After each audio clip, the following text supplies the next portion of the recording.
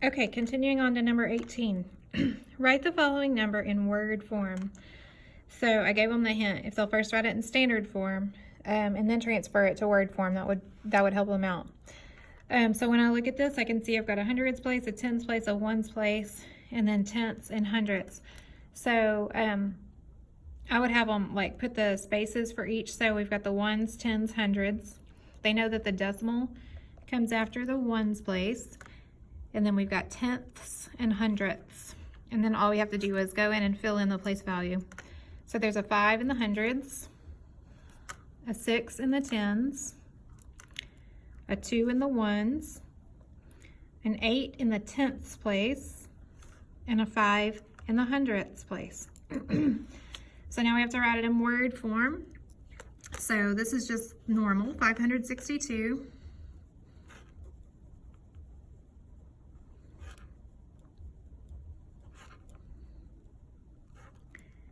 And when you get to the decimal, it's always and. Decimal is always and.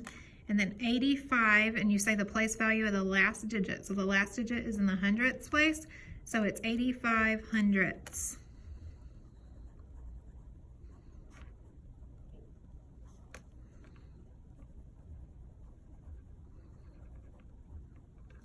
Okay, and like I said, don't fret on the spelling.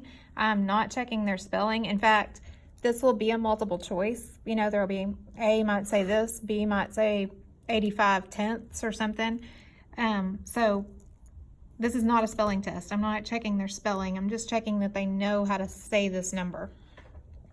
All right, write the following in standard form. Okay, so I can see I've got a ones place, a tenths place, and a hundredths place. So I've got ones. I know my decimal always comes after the ones, tenths, hundredths. So there's a 7 in the ones place, a 5 in the tenths place, and a 6 in the hundredths place. Now they're not as used to seeing it with the parentheses as they are, you know, with the multiplication sign. We have worked on how when two numbers are side by side and one's in parentheses, they're being multiplied. But that is a little different for them. Normally, you know, they see it with a multiplication sign. But just remind them, when two numbers are side by side and one's in parentheses, they're being multiplied. Okay, last one. Miss Erin paid $85.05 for a new pair of jeans. 85. Did I say 85? I meant 80. Sorry, $80.05 for a new pair of jeans.